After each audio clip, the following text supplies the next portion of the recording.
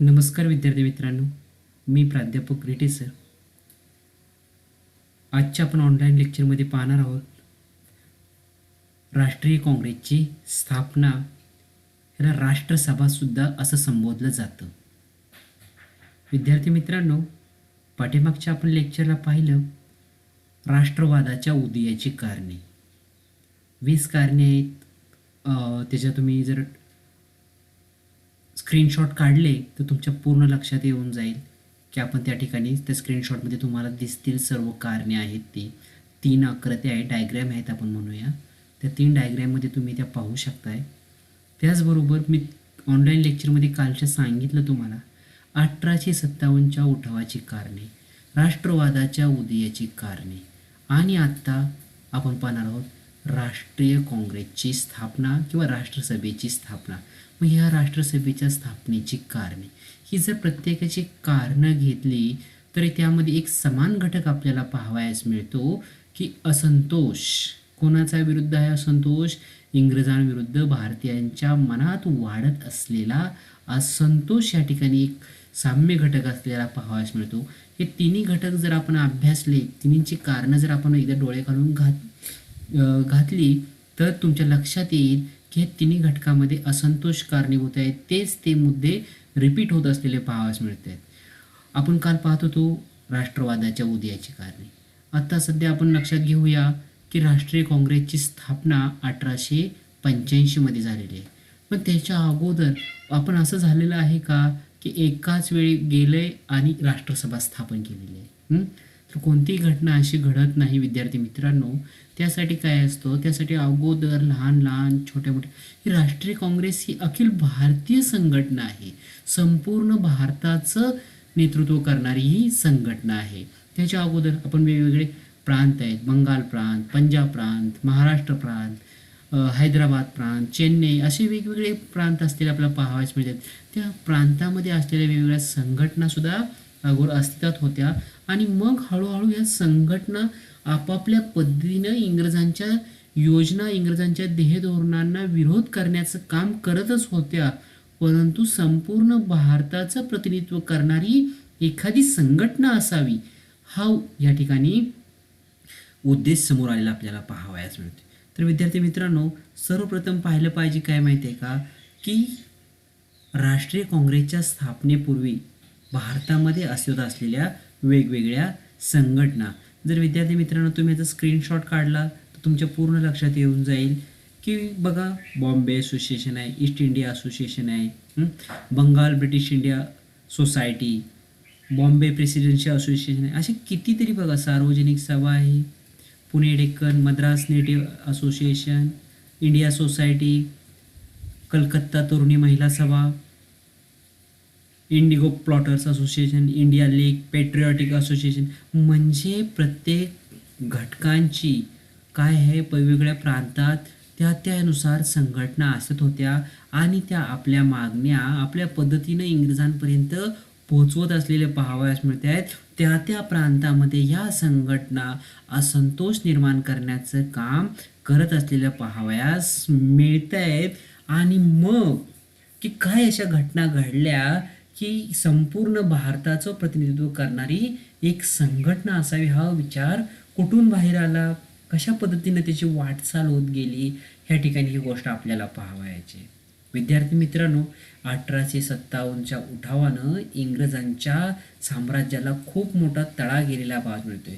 कंपनीची सत्ता समाप्त होऊन राणी व्हिक्टोरिया ब्रिटिशांच्या संसदेकडे भारताची सत्ता गेलेली आपल्याला पाहावयास मिळते. आणि पुन्हा एकदा 1857 सारखा उठाव ब्रिटिश सत्तेला मानवणारा नव्हता. आणि त्यामुळे त्यांनी काय केलेलं आहे की सनदशीर मार्गानं भारतीयांच्या मागण्या मांडाव्यात, वैचारिक विचारविनिमय व्हावा हा उद्देश समोर ठेवलेला आपल्याला पाहावयास मिळतोय.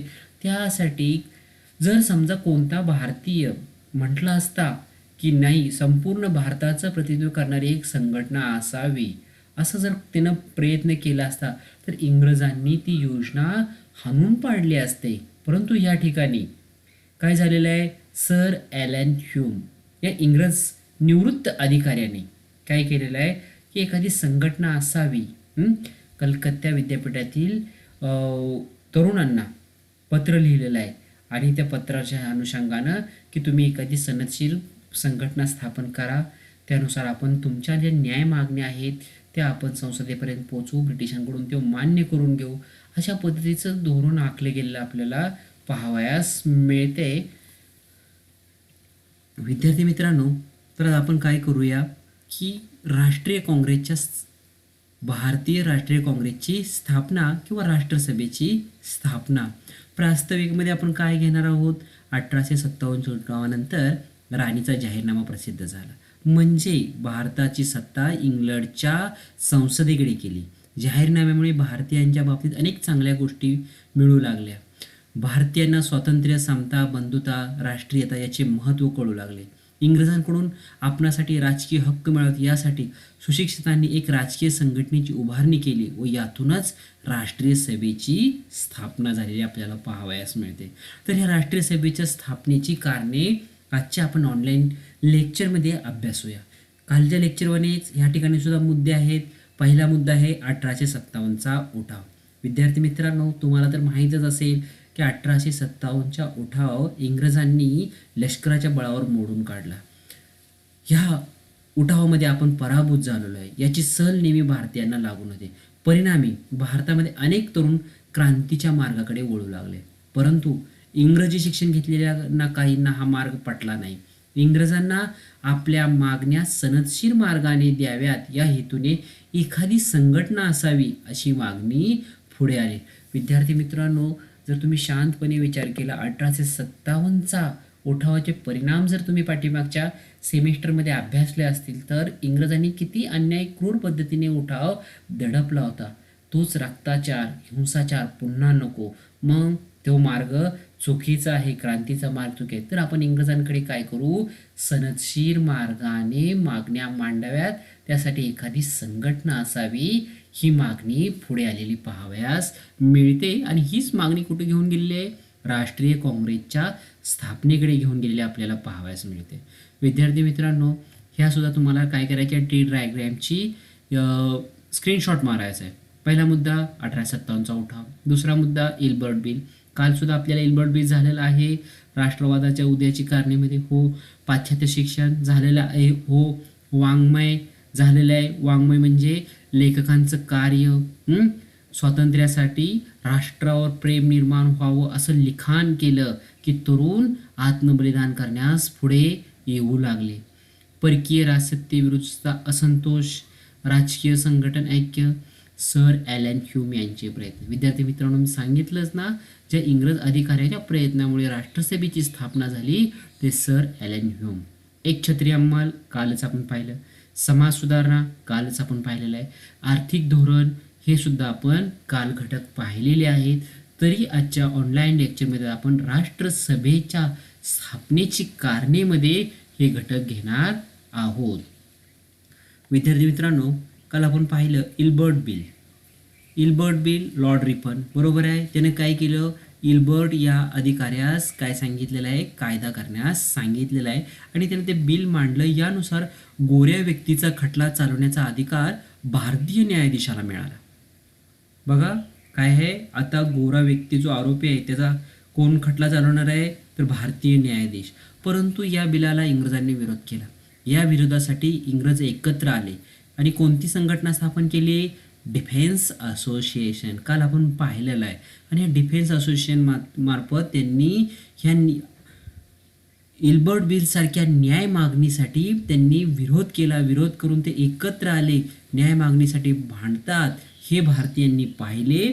त्यांच्याप्रमाणे आपणही संघटित व्हावे व आपल्या मागण्या मांडाव्यात असे भारतीयांना वाटू लागले. डिफेन्स असोसिएशन त्यांची संघटना आहे, तर आपली सुद्धा भारतीयांची संघटना असावी असा उद्देश कुठून बाहेर आलेला आहे, इल्बर्ट बिलचा अप्रत्यक्ष परिणाम म्हणता येईल. समजलं विद्यार्थी मित्रांनो.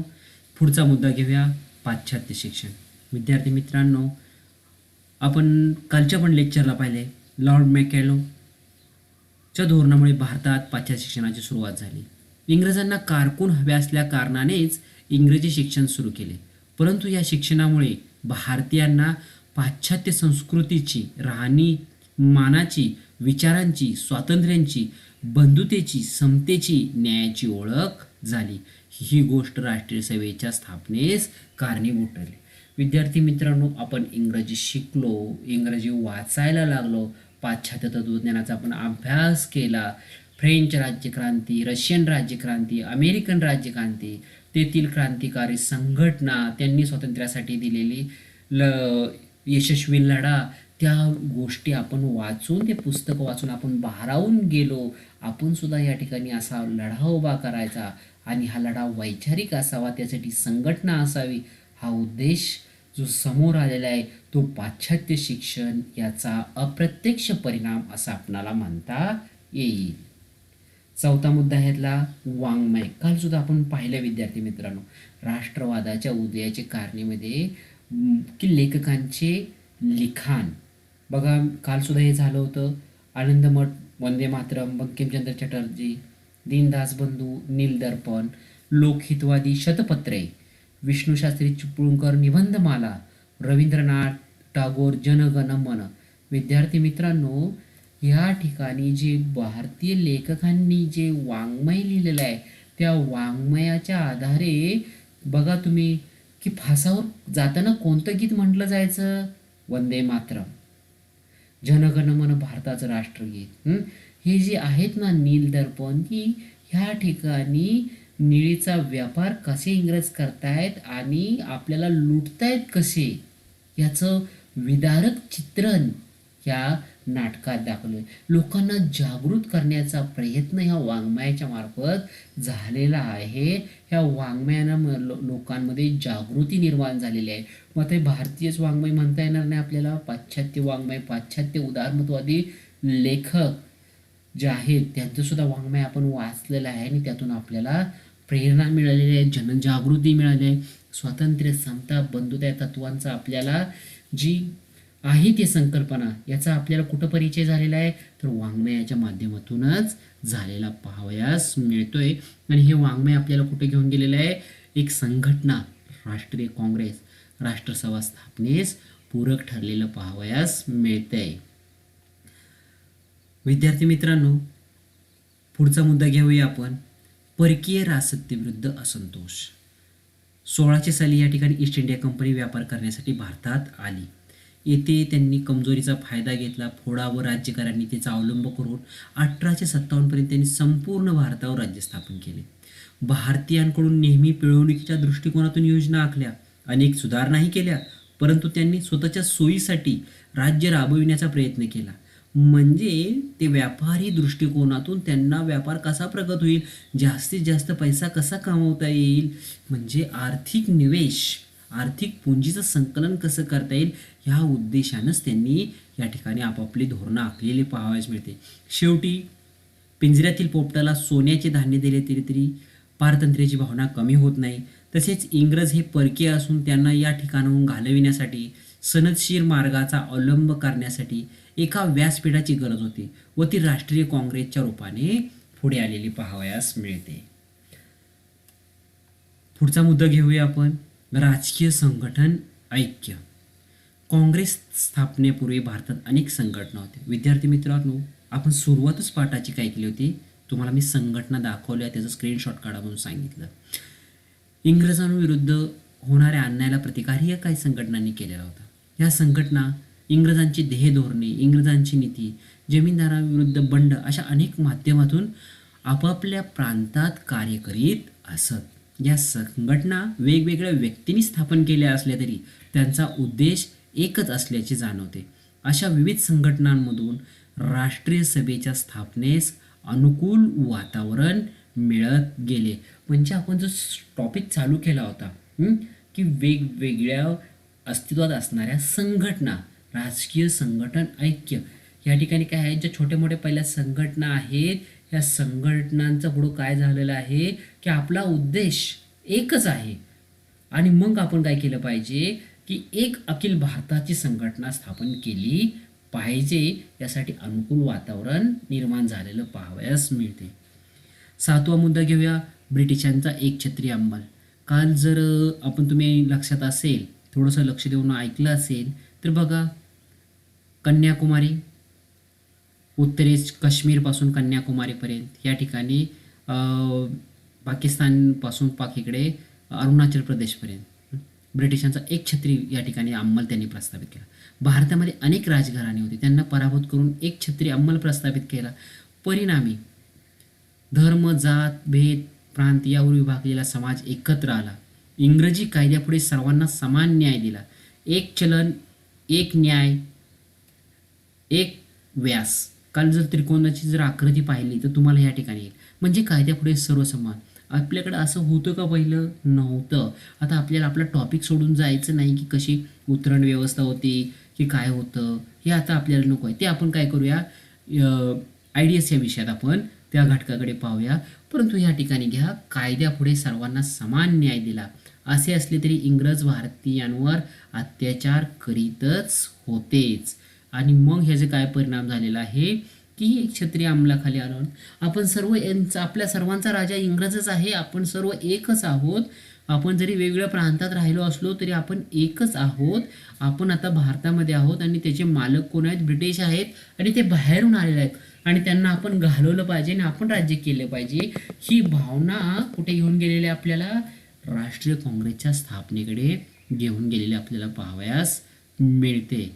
पुढचा मुद्दा घेऊया, समाज सुधारणा. काल सुद्धा आपण पाहिलं धर्म सुधारणा मुद्दा, राष्ट्रवादाच्या उदयाची कारणे. भारतीय समाजामध्ये अनेक अनिष्ट चालीरीती परंपरा होत्या. सतीप्रथा, विधवा केशवेपण, बहुपत्निकत्व, बालविवाह, अस्पृश्यता, जरट कुमारी विवाह, शिक्षण अभाव, हे सर्व आहेत. या ठिकाणी आपण पाहतो या की या ठिकाणी स्त्रियांचा दिलेला आहे. अस्पृश्यता, जातीभेद, ह्या सुद्धा या ठिकाणी जे भारतीय समाजाचे घटक आहेत, हे स्त्री फक्तच नाही तर अजून जे घटक आहेत, जातीप्रथा आहे, अस्पृश्यता आहे, ह्या सर्व घटक असलेले आपल्याला पाहावयास मिळत आहेत. आणि ह्या ठिकाणी मग आपण पाहतोय स्वामी दयानंद सरस्वती असतील, विवेकानंद असतील, राजाराम मोहन रॉय असतील, यांनी काय केलेलं आहे? महात्मा ज्योतिबा फुले असेल, समाज सुधारणेसाठी प्रयत्न केला. समाज सुधारला. समाजाकडे सुधारल्यानंतरच त्याला जाणीव व्हायला लागली की आपण पारतंत्र्यात आहोत, आपण सर्व समान नाही. तर आपल्याला जर इंग्रजांविरुद्ध लढा उभा करायचा असेल तर आपल्यातील मतभेद मिटवले पाहिजेत आणि एकजुटीनं आपण इंग्रजांविरुद्ध लढूया. आणि हे कधी शक्य झालं? सामाजिक सुधारणेनंतरच शक्य झालेलं आपल्याला पाहावयास मिळते. काल सुद्धा आपण हा मुद्दा घेतलेला पाहावयास मिळते, आर्थिक धोरण. विद्यार्थी मित्रांनो, मुळात इंग्रज इथं व्यापार करण्यासाठी झाले. भारत ही त्यांची हक्काची बाजारपेठ होती. त्यांनी इथं व्यापारामध्ये मक्तेदारी केली होती. व्यापारामध्ये ते अग्रस्थानी असून भारतातून चहा, कॉफी, नीळ, रबर इत्यादीचे मळे इंग्रजांच्या मालकीचे होते. यातून त्यांना प्रचंड फायदा मिळत होता. तसेच विविध अधिकाऱ्यांचा पगारसुद्धा ते भारताच्या तिजोरीतून देत असत. साम्राज्य विस्तारासाठी जे युद्धे होत त्याचाही खर्च भारतावरच लागत असत. या सर्वांचा विचार दादाभाई नौरोजींनी आपल्या poverty and British rule in India या पुस्तकात मांडले. 1 मार्चच्या ऑब्जेक्टिव्हसाठी आपल्याला हा प्रश्न विचारला जातो. Poverty and British rule in India हे पुस्तक कोणी लिहिले? दादाभाई नौरोजी. म्हणजे तत्कालीन समाजाचं विदारक चित्र मांडण्याचं कार्य, इंग्रज भारताची लूट कशी करत आहेत ते दाखवण्याचं कार्य या पुस्तकाच्या माध्यमातून केलं आहे. आणि त्यावर उपाय पण सांगितलेला आहे. ही जर परिस्थिती थांबवायची असेल तर स्वराज्याशिवाय दुसरा पर्याय नाही, असे त्यांनी सर्वसामान्यांना सांगून दिलं, पटवून दिलं. आणि त्याचाच परिणाम काय झालेला आहे की या ठिकाणी सर्व लोक जागृत झालेले आहेत आणि इंग्रजांविरुद्ध असंतोष वाढीस लागून एक संघटना स्थापन झालेली पाहावयास मिळते. ॲलन ह्यूम यांचे प्रयत्न. मी पहिल्यांदाच आपण सांगितलं तुम्हाला लेक्चर चालू की रिटायर आहेत ॲलन ह्यूम. आणि या ठिकाणी महत्त्वाची संकल्पना कोणती आहे की ॲलन ह्यूमकडे जायच्या अगोदर सेफ्टी ऑल म्हणजे काय आहे की सुरक्षा भिंत. या ठिकाणी काय आहे की 1857 सारखा पुन्हा उठाव जर झाला तो तर इंग्रजी राज्याला उखाडून टाकेल. आणि हे जर व्हायचं नसेल तर भारतीयांच्या असंतोषाला वाट करून देणं खूप गरजेचं आहे. हे ब्रिटिश इंग्रज अधिकाऱ्यांनी जाणलं होतं आणि आपल्या देशाचं राज्य ह्या भारतावर अजून काही दिवस राहावं आणि आपल्याला असाच प्रचंड लाभ मिळत राहावा ह्या उद्देशाने ॲलन ह्यूमनं काय केलेलं आहे, प्रयत्न केलेले पाहावयास मिळते. भारतात सत्ता टिकवणे अवघड जाईल हा उद्देश ॲलन ह्यूमने जाणला, म्हणून त्यांनी कलकत्ता विद्यापीठातील विद्यार्थ्यांना पत्र लिहून एखादी संघटना स्थापन करा. ती संघटना काय करेल, तुमचे प्रश्न इंग्रज सरकारपुढे मांडेल आणि आपण विचारविनिमयाच्या माध्यमातून सुधारणा करत जाऊ, हा या ठिकाणी उद्देश असलेला आपल्याला पाहावयास मिळतोय. आणि त्यांच्या मग ह्या ॲलन ह्यूमच्या प्रयत्नांना कशा पद्धतीने यश आलं, कशा पद्धतीने त्यांनी हे केलेलं आहे, त्याचा आपण आता थोडक्यात उहापोह करूया. की विद्यार्थी मित्रांनो, काँग्रेस स्थापनेचे उद्देश इंग्लंडमधील अँटी कॉर्च लॉलिंग प्रमाणे कार्य करेल. म्हणजे थोडक्यात विरोधी पक्षाने ही संघटना कार्य करेल, सरकारचे दोष दाखवून देईल, भारतीय जनतेमध्ये असंतोष कमी करण्यासाठी सेफ्टी ऑल म्हणून एक राष्ट्रीय काँग्रेस काम करेल. भारतातील विरोधकांची मते जाणून घेणे, विचार प्रवाह काय आहे नक्की तो जाणून घेणे, ब्रिटिश अधिकारी व सुशिक्षित भारतीय यांच्यात विचारविनिमय करण्यास वाव. बघा या ठिकाणी शस्त्र आहे का, क्रांती आहे का, नाही तर काय आहे, सनदशीर विचारविनिमयाचा मार्ग सुचवलेला पाहावयास मिळतोय, हा उद्देश आहे. भारतीयांच्यातील भेदभाव नष्ट करणे, म्हणजे वेगवेगळ्या प्रांतातल्या संघटना आहेत, कोण पंजाबी आहे, कोण मराठी आहे, कोण बंगाली आहे, हे ज्या वेगवेगळ्या संघटना आहेत त्या नष्ट करायच्या, त्यांनी फक्त भारतीय नावानं संघटना स्थापन करायची. भारतीयांच्यात उदारमतवादी भावना वाढविणे. बघा ह्या ठिकाणी सुद्धा त्यांनी काय सांगितलं आहे की भारतीयांच्यात उदारमतवादी भावना वाढविणे, म्हणजे संपूर्ण भारतातील उदारमतवादी या ठिकाणी आपण थोड्या वेळानंतर काय करायचं आहे, ज्यावेळेस पुढं जाऊ त्यावेळेस तुमच्या लक्षात येईल की उदारमतवादी की इंग्रज आपल्या आलेले आहेत, ते न्यायपूर्ण आहेत, ते आपले कल्याण करण्यासाठी आलेले आहेत, त्यांनी आपल्याला शिकवलेलं आहे आणि इंग्रज हे देव आहे, त्यांच्या विरोधात न वागता इंग्रजांकडून शिकून घेणे, हप्त्याने का सुधारणा करून घेणे, इंग्रजांच्या न्यायबुद्धीवर विश्वास ठेवणे, याला उदारमतवादी आपण समजूया. सार्वजनिक कामे करण्यास सुशिक्षितांना मार्गदर्शन करण्यासाठी. याच ठिकाणी ह्या काँग्रेसच्या स्थापनेपाठीमागचा उद्देश स्पष्ट झालेला आहे. विद्यार्थी मित्रांनो, तर राष्ट्रीय काँग्रेस स्थापनेबाबत विचारवंतांची मते. पट्टाभी सीतारामय्या यांचं पहिलं मत आपण लक्षात घेऊया. काँग्रेसच्या स्थापनेची मूळ कल्पना कोणाची, हे अजूनही एक गूढच राहिले आहे. बघा जर शांतपणे तुम्ही विचार केला डोळे बंद करून, काँग्रेसच्या स्थापनेची मूळ कल्पना कोणाची अजून एक गूढच राहिले आहे, की आपण सांगू शकत नाही की कोणत्या महाराष्ट्रातील पुढाऱ्यांनी, पश्चिम बंगालमधील, पंजाबमधील या ठिकाणी पट्टाभी सीतारामय्या की अजून गूढ राहिलेला आहे, कोणाची कल्पना आहे. पंजाबचा सिंह लाला लजपत राय काय म्हणतात बघा विद्यार्थी मित्रांनो, अतिशय काळजीपूर्वक जर तुम्ही वाचा, मी पेज शेअर केलेला आहे. स्वातंत्र्याच्या आकांक्षेने प्रेरित होऊन काँग्रेसची स्थापना करण्यात आली नाही. बघा लाला लजपत राय काय स्पष्ट वक्ते आहेत की राष्ट्रीय काँग्रेसचा उद्देश स्थापना करण्याचा काय आहे, स्वातंत्र्य आहे का, स्वातंत्र्याच्या आकांक्षेने प्रेरित होऊन स्थापना करण्यात आली नाही. स्पष्ट सांगितलंय स्वातंत्र्य मिळवण्यासाठी नाही. तर याचा प्राथमिक उद्देश काय, ब्रिटिश साम्राज्याला उपस्थित झालेला धोका नाहीसा करण्याचा हा प्रयत्न आहे. सांगितलं safety wall, sir Allan Hume, Lala Lajpat Rai मतं जुळत आहेत का नाही, यांनी ओळखलेलं आहे की कशासाठी स्थापन झालेले आहे. नामदार गोपाळ कृष्ण गोखले, महात्मा गांधी यांचे राजकीय गुरु. विद्यमान परिस्थिती लक्षात घेता कोणत्याही भारतीय पुढाकाराने देशव्यापी राजकीय संघटना स्थापन होणे अशक्य होते. असा प्रयत्न करणे ब्रिटिशांनी मोडून काढला असता. ह्यूम साहेबांच्या या भूमिकेमुळे ब्रिटिशांच्या राष्ट्रीय सभेस पाठिंबा मिळाला. स्वातंत्र्य मिळवणे सुरुवातीच्या कालखंडातील भारतीयांचे ध्येय नव्हते. भारतीयांमधील असंतोष नाहीसा करून सनदशीर मार्गाने भारताची प्रगती व्हावी हे राष्ट्रीय सभेच्या स्थापनेचे मुख्य ध्येय होते. या ठिकाणी गोखलेंनी सुद्धा काय सांगितलेलं आहे की जर आम्ही स्थापन करायला गेलो असतो भारतीय तर ती शक्यच नव्हतं. ॲलन साहेबांनी जे प्रयत्न केलेला आहे ॲलन ह्यूम, त्यामुळे ही स्थापन झालेली आहे. सुरुवातीच्या कालखंडात स्वातंत्र्य मिळवणं हे अजिबात ध्येय नव्हतं, तर काय आहे, भारतीयांमधील असंतोष नाहीसा करून सनदशीर मार्गाने भारताची प्रगती व्हावी हे राष्ट्रीय सेवेच्या स्थापनेचं मुख्य ध्येय होतं. प्रगती करायची आपल्याला सनदशीर मार्गाने, म्हणजे इंग्रजांच्या न्यायबुद्धीवर आपला विश्वास आहे, इंग्रज वाईट नाहीत, ही संकल्पना या ठिकाणी सिद्ध होत असलेली आपल्याला पाहावयास मिळते. विद्यार्थी मित्रांनो, आता प्रत्यक्ष स्थापना किंवा राष्ट्रीय काँग्रेसची वाटचाल. 28 डिसेंबर 1885 या दिवशी राष्ट्रीय काँग्रेसची स्थापना. भरपूर वेळेला हा प्रश्न विचारात आलेला पाहावयास मिळतोय.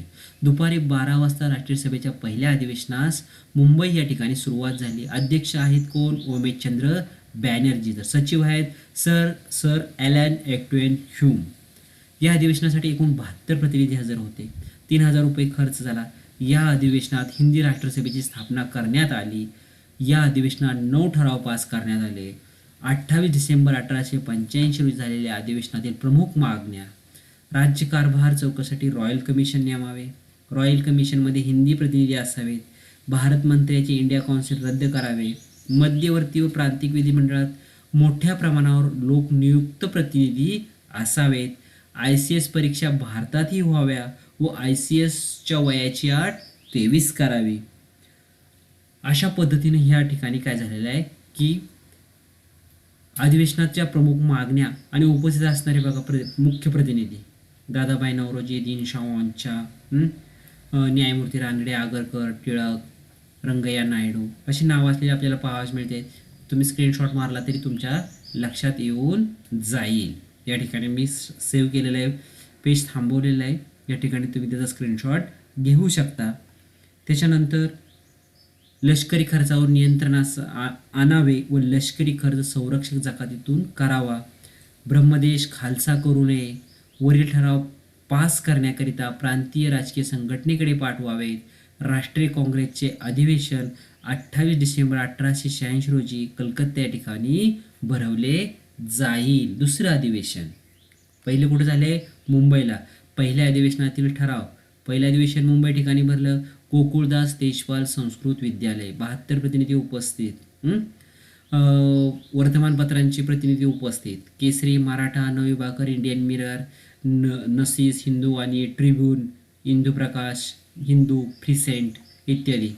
अधिवेशनाची माहिती सर्वसामान्य जनतेला समजली. जनतेच्या मनात विश्वास निर्माण झाला. भारत ब्रिटिश राजकारणावर चर्चा झाली. सनदशीर मार्गाने सरकारपुढे मागण्या मांडल्या. काँग्रेसच्या पहिल्या अधिवेशनातील कलकत्त्याचे प्रतिनिधी हजर नव्हते, म्हणूनच बहुतेक दुसरं अधिवेशन कलकत्त्याला घ्यायचं ठरलेलं आपल्याला पाहायला मिळेल. अशा प्रकारे भारताच्या राजकारभारात प्रथमच भारतीयांना महत्त्वाची भूमिका मिळवून देणारे, भारतीयांना संघटित करून एक दिशादर्शकाप्रमाणे योग्य व विधायक मार्गाने स्वातंत्र्याकडे वाटचाल करणारे व इंग्रजांना आपल्या मागण्या, अर्ज, विनंत्या करून देणारी एक महत्त्वाची संघटना म्हणून राष्ट्रीय काँग्रेसकडे पाहावे लागेल. सुरुवातीच्या काळात जरी राष्ट्रीय सभेला अपयश आले असले तरी इंग्रजांकडून अनेक चांगले कायदे सुविधा मिळवून देण्यात काँग्रेस यशस्वी ठरली. त्यामुळे तिचे कार्य पुढील वाटचालीस आदर्शवत ठरल्याचे समजते. विद्यार्थी मित्रांनो, यानंतर आपण घटक पाहणार आहोत मवाळ काँग्रेस.